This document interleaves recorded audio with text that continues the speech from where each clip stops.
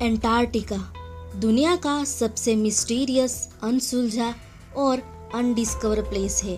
साथ ही साथ वो दुनिया का सबसे ऊंचा, सबसे ड्राई, सबसे ठंडा और सबसे विंडीएस्ट प्लेस है।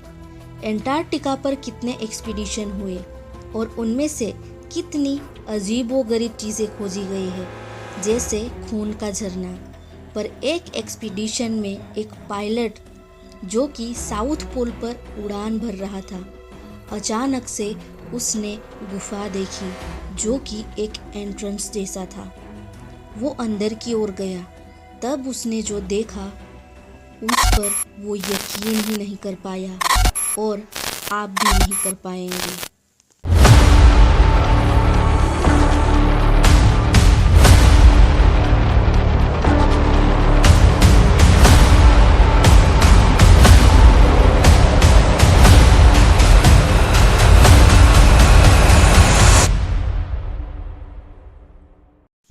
एंटार्क्टिका एक ग्रीक शब्द से आया है जिसका अर्थ है उत्तर के विपरीत। एंटार्क्टिका दुनिया का सबसे ठंडा कॉन्टिनेंट है, जहां जमीन के ऊपर तो बर्फ है ही, पर जमीन के नीचे 5 किलोमीटर की गहराई तक सिर्फ बर्फ है। जहां पूरा साल 50 डिग्री सेल्सियस से लेके 89.2 डिग्री सेल्सियस तक भी टेम्परेचर गया है।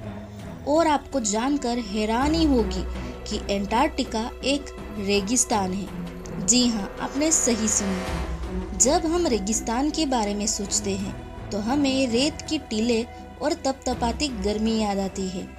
रेगिस्तान गर्म या रेतीला नहीं होता। रेगिस्तान एक ऐसी जगह होती है जहाँ बहुत कम बारिश होती है या फिर होती ही नहीं। अगर होती है तो वो भी बर्फ के रूप में। और एक अजीब बात यह है कि वहाँ कोई टाइम जोन नहीं है। एंटार्क्टिका में दुनिया का सबसे ज्यादा ताज़ा पानी है और वो भी बर्फ के रूप में, क्योंकि एंटार्क्टिका 14.2 मिलियन वर्ग किलोमीटर में फैला हुआ है। एंटार्क्टिका में कई ज्वालामुखी है और उनमें से 2 सक्रिय है।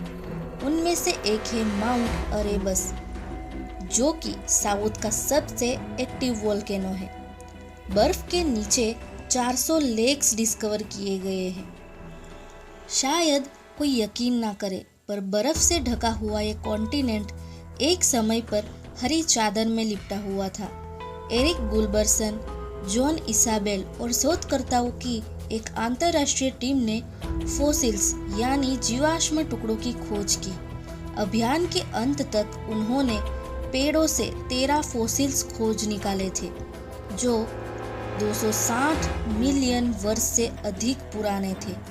दुनिया की सबसे बड़ी सामूहिक विलुप्तता की घटना के समय के आसपास, यानी दुनिया की एक बड़ी तबाही के बाद से शायद एंटार्क्टिका बर्फ में घिरा होगा।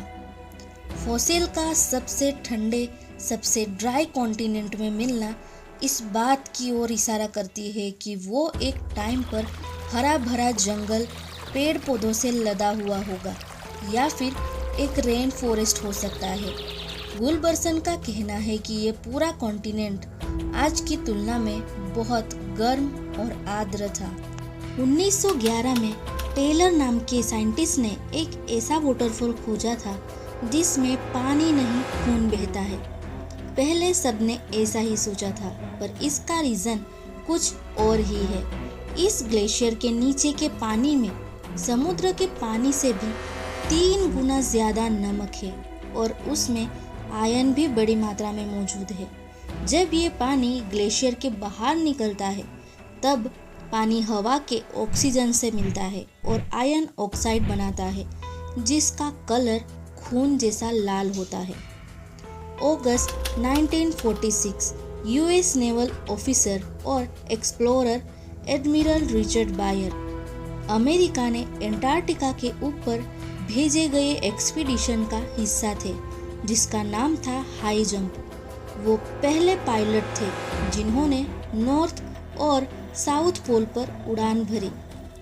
Expedition 13 ship, 23 aircraft, 4700 military personnel के साथ किया गया था।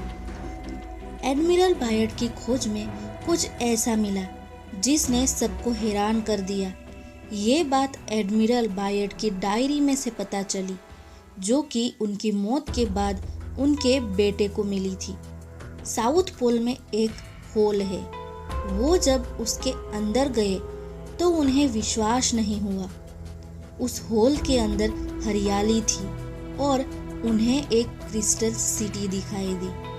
आपने Godzilla versus Kong the new empire movie देखी हो तो उसमें भी कुछ इसी तरह की एक जगह दिखाई गई है। एडमिरल बायड ये भी लिखते हैं कि वो वहाँ एक आदमी से भी मिले जिसे एडमिरल ने मास्टर कहा है ना हैरान कर देने वाली बात। ये बात कितनी सच है कितनी नहीं, ये सिर्फ वही बता सकते थे। पर अगर कुछ ना कुछ हो तभी बातें होती है। एंटार्क्टिका की इस बड़ी सफ़ेद चादर के नीचे पता नहीं और क्या छिपा है। अगर आपको वीडियो इंटरेस्टिंग और इन्फॉर्मेटिव लगी हो तो लाइक करें, सब्सक्राइब करें और कमेंट कीजिए। तो मिलते हैं ऐसे ही इंटरेस्टिंग टॉपिक के साथ। Thanks for watching.